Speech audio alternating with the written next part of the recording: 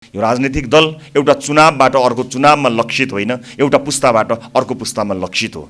कहिलेकाहीँ राजनीतिक दलका विचार, नीतिहरू, अभिव्यक्तिहरू स्पष्ट ढङ्गमा नआउँदा अनुमानहरू निकै चल्दछन् र शङ्कै शङ्का आशङ्कै आशङ्काको अनुमानमा हामीलाई पनि कयौँ अनुमानहरूको घेरामा राखिएको छ। मुलुक सङ्घीय लोकतान्त्रिक गणतन्त्रमा प्रवेश गरेको छ, समावेशितालाई, सङ्घीयतालाई अँगालेर अगाडि बढेको छ।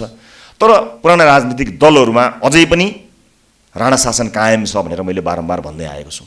कारण के भने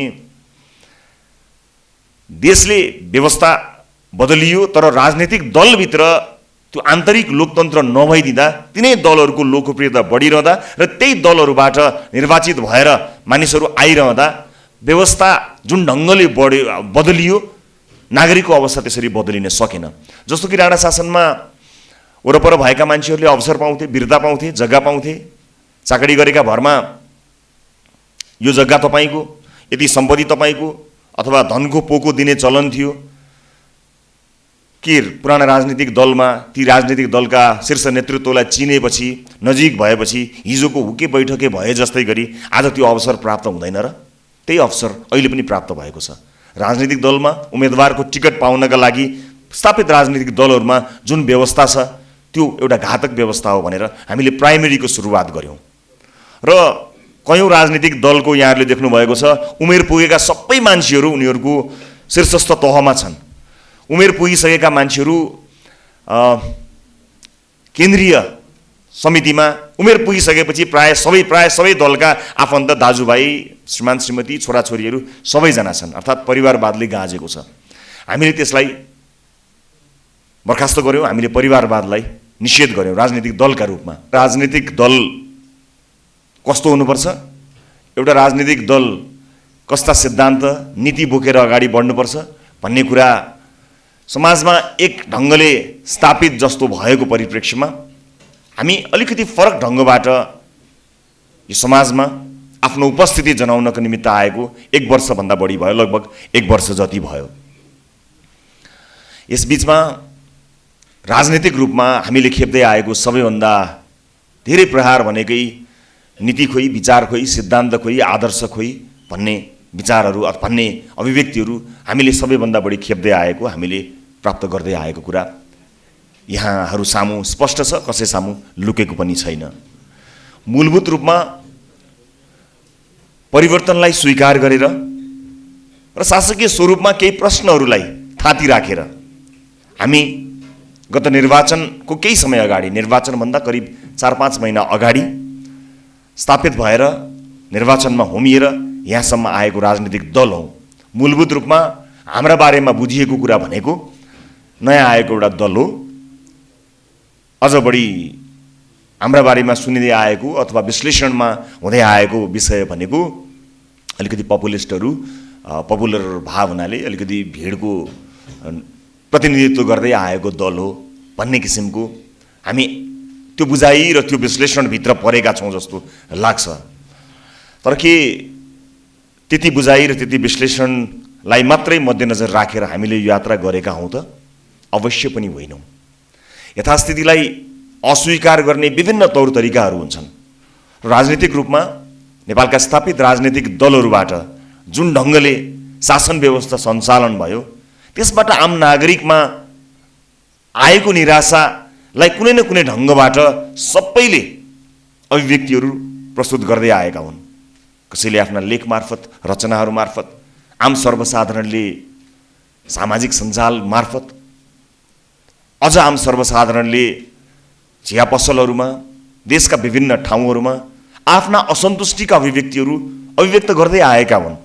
तर असन्तुष्टिको अभिव्यक्तिले, आरोप प्रत्यारोपले र ब्लेम गेमले परिस्थिति परिवर्तन हुन नसक्ने देखेपछि हामीले एउटा कदम चालेका मात्रै हौँ, जसको आवश्यकता यो मुलुकमा छ भन्ने हामीलाई लागेको हो। र धेरै आम नागरिकले छोटो समयमा जस्तो अभिमत दिएर हामीलाई पठाउनु भयो त्यसका आधारमा हामी यति भन्न सक्छौँ कि मुलुकले परिवर्तन त खोजेको छ। कुन रूपमा, कसका माध्यमबाट, कसरी, कुन ढङ्गले त्यो बेग्लै कुरा होला, तर मुलुकले परिवर्तन अवश्य पनि खोजेको छ। यथास्थितिलाई हेरेर बस्ने हो कि त्यसलाई एउटा परिवर्तन गर्न सक्छु भनेर सङ्कल्प गरेर जाने यी दुई विकल्प नै रहन्छन् समाज परिवर्तनका लागि। र दोस्रो विकल्पको रूपमा हामीले अब राजनीतिमा हस्तक्षेप गर्नुपर्छ होला भनेर केही साथीहरूसँग सल्लाह गरेर यो बाटो तय गऱ्यौँ। यो बाटो तय गर्नुभन्दा अगाडि यसको तयारी हुँदै नभएको चाहिँ अवश्य पनि होइन। लामो समयदेखि हामी यस किसिमको तयारीमा अवश्य पनि थियौँ। र विशेष गरेर अहिले सौभाग्यले यो अभियान अथवा यो पार्टी यसको नेतृत्व गर्ने जिम्मेवारी आफ्नो काँधमा आएको हुनाले सञ्चारकर्मी हुँदादेखि नै आम नागरिकका यी गुनासो दुखेसोहरूलाई मैले सुन्दै आएको थिएँ र आफूले सके जति फरक ढङ्गबाट टेलिभिजनको पर्दाबाट प्रस्तुत गर्दै पनि आएको थिएँ। त्यस क्रममा देशका विभिन्न भूभागमा पुग्दा आम नागरिकले गरेको गुनासो सुन्दै आएको र त्यसलाई नेतृत्व तहसम्म पुर्याएर खबरदारी गर्दै आएको पनि हो। मूलधारभन्दा अलिकति फरक गएर नागरिक तहको विषयलाई मूलधारे सञ्चार माध्यममा ल्याउने कोसिस गरिरहँदा कहिलेकाहीँ शैलीले भाषाले तौर तरिकाले आलोचित हुनु परेको कुरालाई मैले स्वीकार्नु पनि पर्छ।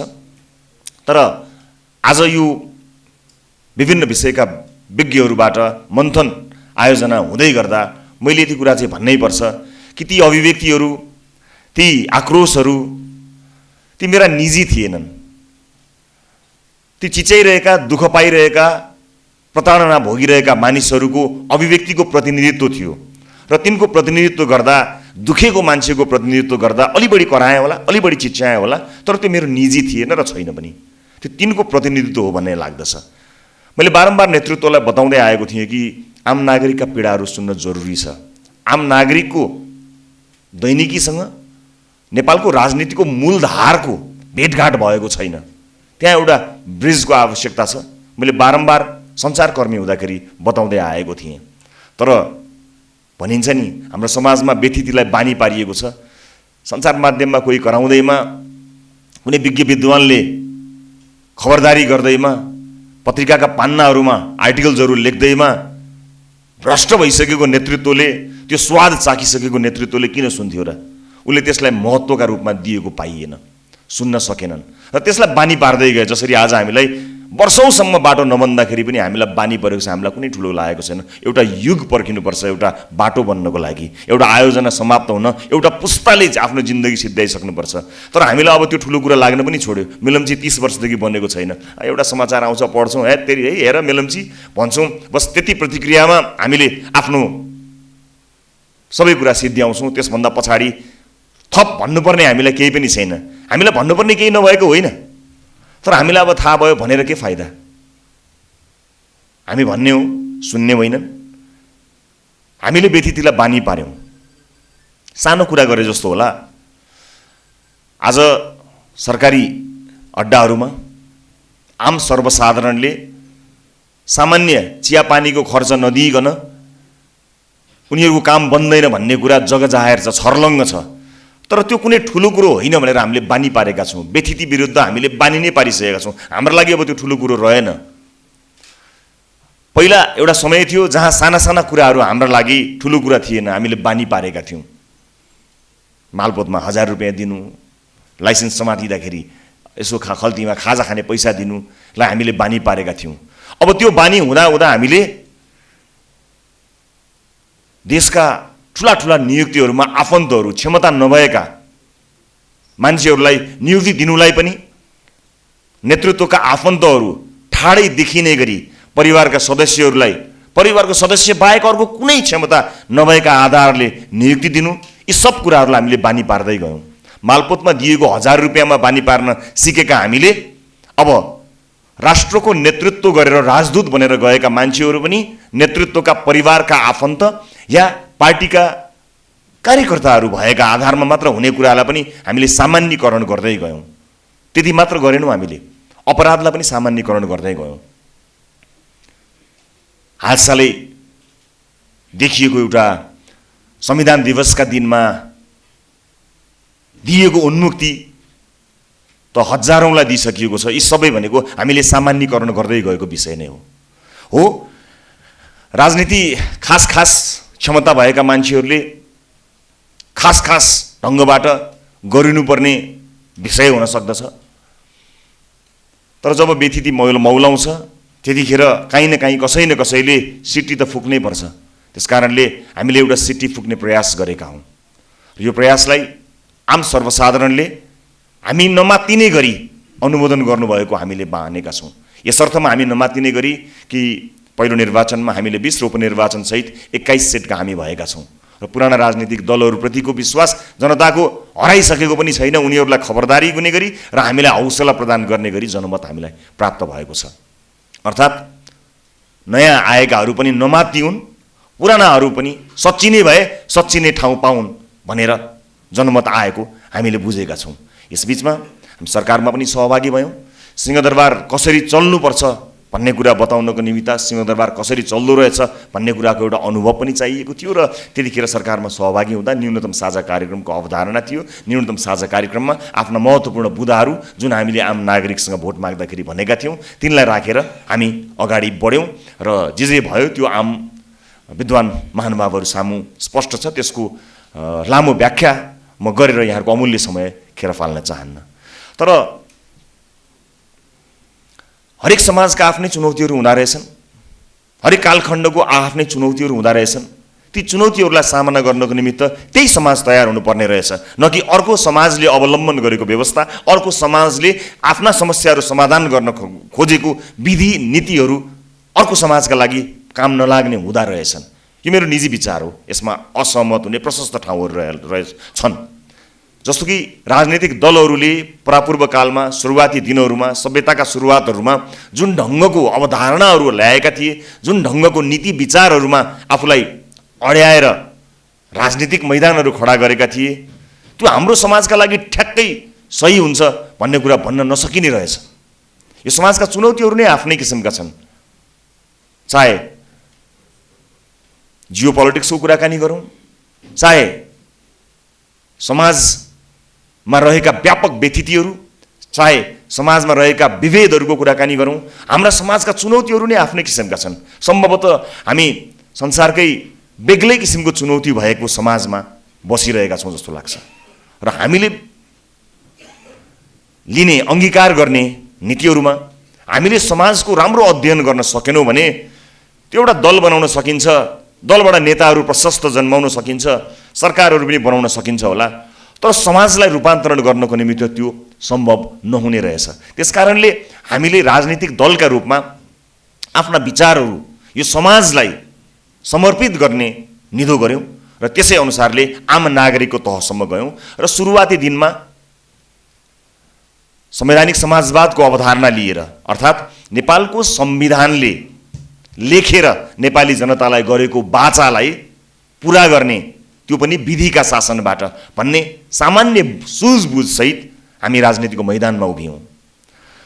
कुनै पनि राजनीतिक दलको सिद्धान्त, आदर्श, नीति विचार समाजमा स्थापित हुन निश्चित समय लाग्दछ। आज 70 वर्षदेखि निरन्तर समाजमा स्थापित रहेको राजनीतिक दलले पनि आफ्ना नीति विचारहरूलाई आम नागरिकमा स्पष्ट पार्न राम्रोसँग सकेको छैन र भएका नीति विचारहरूलाई व्यवहारमा उतार्न सकिरहेको छैन।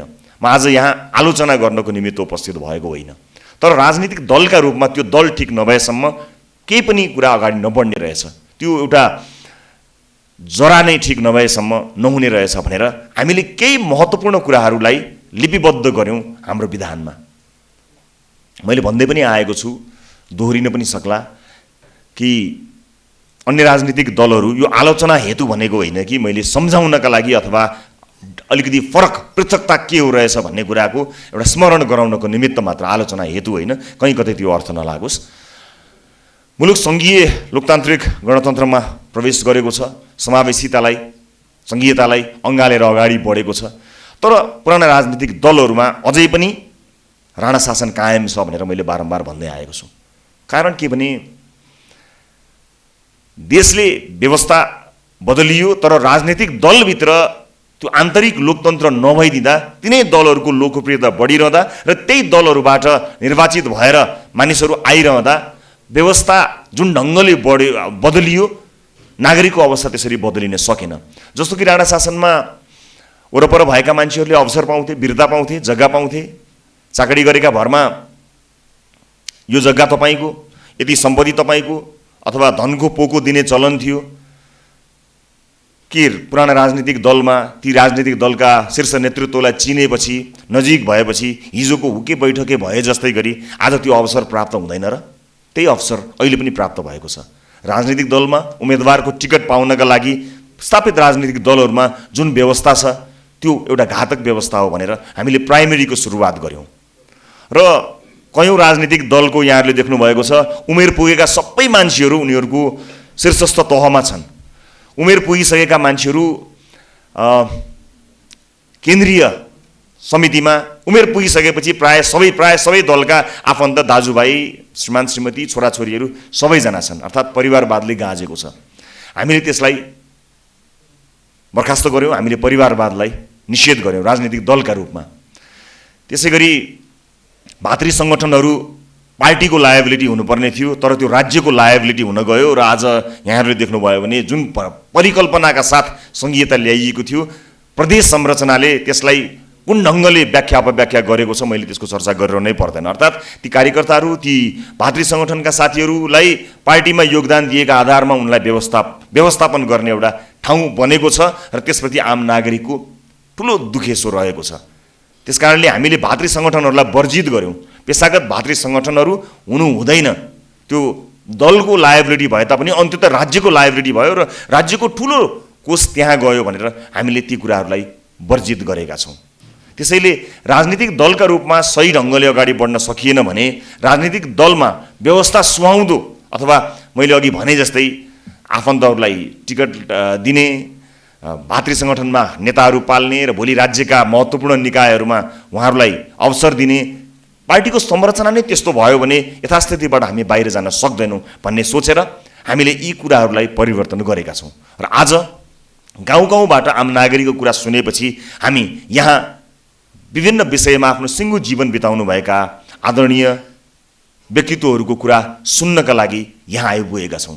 यसको अर्थ हरेक राजनीतिक दलले विज्ञका रूपमा आफ्ना मानिसहरूलाई वर्षौँदेखि समावेश गर्दै आएको छ र एक हिसाबले दुःखकै कुरा कि विज्ञ नभएर कुन दलको विज्ञ भनेर त्यहाँ पनि विज्ञताले पनि दलीय छाप लाउनुपर्ने एउटा परिस्थिति बीच हामी उभिएका छौँ।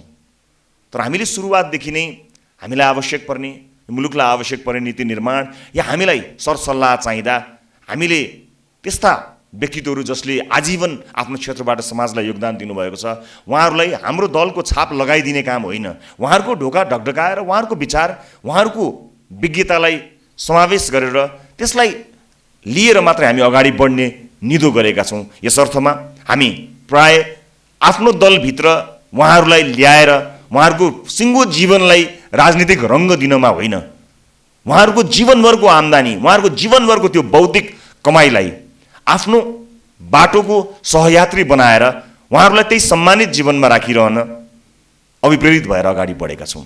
यो मन्थनमा सहभागी हुनका लागि आफ्नो अमूल्य समय दिनुभएका तपाईँहरूलाई हामी हृदयदेखि धेरै धेरै धन्यवाद दिन चाहन्छौँ र यति मात्र भन्न चाहन्छौँ कि हामी जान्नेलाई छान्ने नीति लिएर हिँडेका राजनीतिक दलका मानिसहरू तपाईँहरूलाई यो दलमा आइदिएर तपाईँहरू यो दलको सदस्य भइदिएर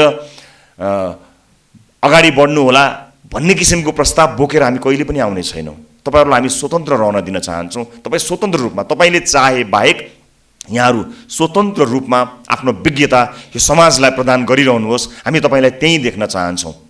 त्यसभन्दा बाहेक हामी तपाईँलाई आफ्नो दलमा आबद्ध गराउने उठुठी भन्दा पनि तपाईँले जीवनभर आर्जन गर्नुभएको त्यो बौद्धिकताले यो समाज सिञ्चित होस् भन्ने सोच बनाएर अगाडि बढेका छौँ र त्यसैको एउटा प्रयास नीति मन्थन हो। हामी विभिन्न प्रश्नहरू बोकेर आम नागरिकको माझमा गयौँ। ती प्रश्नहरूमा आम नागरिकले दिएको अवधारणा अलिकति बेग्लै छ, किनकि ती अवधारणाहरूमा आवेग छ, आक्रोश छ, फ्रस्ट्रेसन छ र त्यसैका आधारमा मात्र हामीले नीतिहरू तय गऱ्यौँ भने त्यो आक्रोशको अभिव्यक्ति मात्र हुन्छ। त्यसकारणले यहाँहरू जसले विभिन्न क्षेत्रमा आफ्नो सिङ्गो जीवन बिताउनु भएको छ यहाँहरूको विचार तत्त विषयमा हामीले प्राप्त गर्न सक्यौँ भने हामीले काम गरिरहेको पार्टीको नीति विचार निर्माणमा यहाँहरूका अभिव्यक्तिहरू यहाँहरूको अनुभवहरू अत्यन्त महत्त्वपूर्ण हुन जान्छन्। आम नागरिकदेखि गाउँ-गाउँमा आम नागरिकदेखि सहरमा विभिन्न विज्ञहरूबाट प्राप्त प्रतिक्रिया र सुझावलाई समेटेर हामी आफ्नो अगाडिको बाटो तय गर्न सक्छौँ। म राजनीतिक मुद्दाहरूमा कुराकानी गर्न अवश्य पनि चाहन्न, तर हामीले आम नागरिकलाई 21वटा विधामा प्रश्नहरू गरेका थियौँ र हाम्रो यो 2 दिने मन्थन कार्यक्रम ती विधाहरूमा ती विषयहरूमा काहीँ न काहीँ प्रवेश गरोस्, जसलाई लिपिबद्ध गर्न, जसलाई हाम्रो अगाडिको बाटो बनाउनको निमित्त मद्दत मिलोस् भन्ने अपेक्षा गरेका छौँ। हामीले सङ्घीयताका बारेमा प्रश्नहरू गऱ्यौँ, जहाँ पहिचान, सङ्घ, प्रदेश, स्थानीय निकायका बारेमा कुराकानी गरेका छौँ आम नागरिकलाई। हामीले धर्मका विषयमा पनि उहाँहरूलाई के प्रश्नहरू गरेका छौँ। सुशासनका विषयमा अत्यन्त धेरै प्रश्नहरू गऱ्यौँ। न्यायालयका विषयमा हाम्रा प्रश्नहरू केन्द्रित थिए। नागरिकसँग कुराकानी गर्दा राष्ट्रियताका सवालमा आम नागरिकको बुझाइका बारेमा हाम्रा प्रश्नहरू केन्द्रित थिए र यो समुदायको आर्थिक अवस्था, विशेष गरेर उत्पादन, नागरिकको आय, बजारमा पहुँच लगायतका विषयमा हामी केन्द्रित भएर आम नागरिकका घर घरमा पुगेका थियौँ। श्रम र रोजगार, अझ वैदेशिक रोजगारका विषय हाम्रा प्रश्न र हाम्रो जिज्ञासाका केन्द्रहरू थिए र जीवनस्तर, विशेष गरेर हालको मान्छेले इच्छाएको र भविष्यको जीवनस्तरका बारेमा हामीले अन्तर्क्रियाहरू गऱ्यौँ नागरिकका घर घरमा गएर। जातीय व्यवस्था र परम्पराका विषयमा हामीले आम नागरिकको कुरा सुन्न चाह्यौँ। छुवाछुत, विवाह प्रथा, परम्परा यी लगायतका विषयहरूमा हामीले गहिरो ढङ्गमा अध्ययन गर्ने, नागरिकको कुरा बुझ्ने, बुझाउने कोसिस गऱ्यौँ। र यो विषयभन्दा म एउटा कुरा के स्पष्ट पार्न चाहन्छु भने जुन समाज विभेदलाई अङ्गीकार गरेर अगाडि बढ्छ त्यो समाज मान्छे बस्ने समाज होइन। आज कतिपय देशहरू विकसित देशहरू छन्, कतिपय देशहरू हाम्रो अझ आउँदै गरेको पुस्ताको सपनाको देश बनेका छन् नि। ती देशहरूमा यदि विभेदको एक थोपो पनि चुहाइदिने हो भने ती ठाउँहरू बस्न लायक ठाउँ हुने छैनन्। त्यसकारणले विभेदका विरुद्धमा हामी सतीसाल जस्तै खडा भएका छौँ। यो प्रतिबद्धता म आज यो उद्घाटन सत्रमा यहाँहरू समक्ष राख्न चाहन्छु। समाजलाई विभेदमा राखिरहेर विकासको या समृद्धिको परिकल्पना गर्नु भनेको त्यो बेकारको दिवा सपना जस्तो मात्र हुन्छ। त्यसकारणले हामी यसमा निर्मम छौँ। हामी विभेद रहित समाजको पैरवी गर्नको निमित्त कटिबद्ध, प्रतिबद्ध छौँ र यसमा आम नागरिकको विचार हामीले प्रशस्त सुन्न पायौँ। त्यस सँगसँगै हामीले आशा र जनअपेक्षाका विषयमा राज्यबाट, राजनीतिक दलबाट, प्रशासन, जनप्रतिनिधि, समाजप्रति को आशाका विषयमा कुराकानी गऱ्यौँ। निर्वाचन प्रणालीमा हामीले धेरै कुरा आम नागरिकसँग गऱ्यौँ। राजनीतिक दलहरूका विषयमा हामीले छलफल गऱ्यौँ, विभिन्न दलहरूका बारेमा।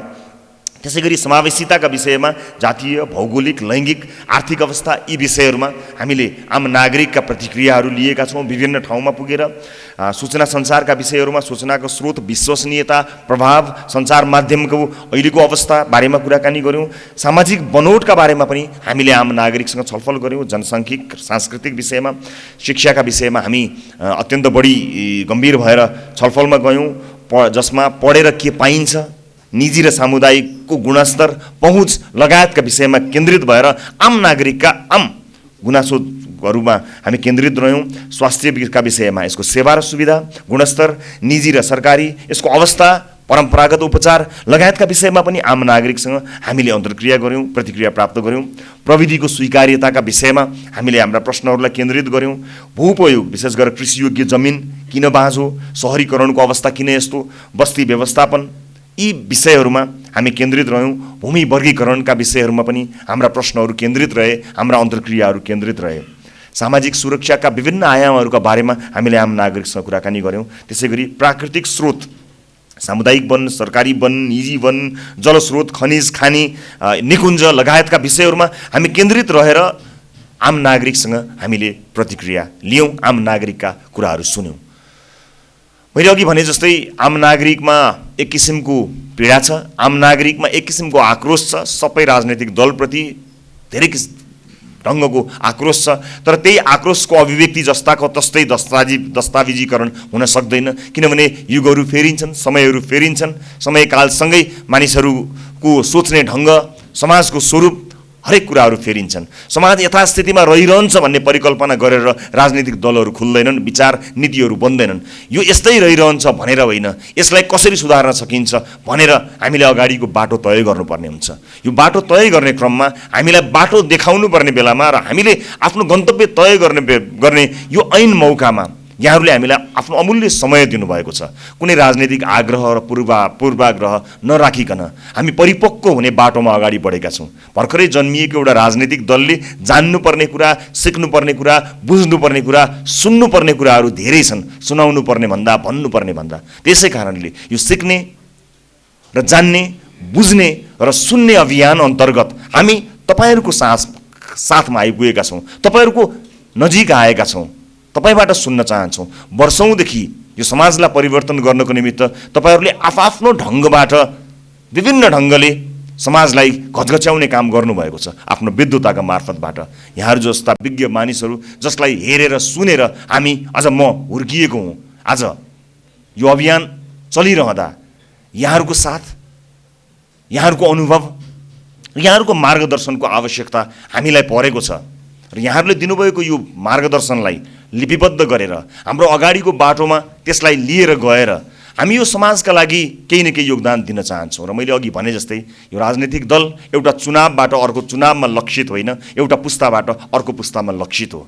कहिलेकाहीँ राजनीतिक दलका विचार, नीतिहरू, अभिव्यक्तिहरू स्पष्ट ढङ्गमा नआउँदा अनुमानहरू निकै चल्दछन् र शङ्कै आशंकाको अनुमानमा हामीलाई पनि कयौँ अनुमानहरूको घेरामा राखिएको छ। शङ्का, आशंका, यसो होला कि उसो होला कि, यस्ता आशंकाहरू बीच राखिएको छ।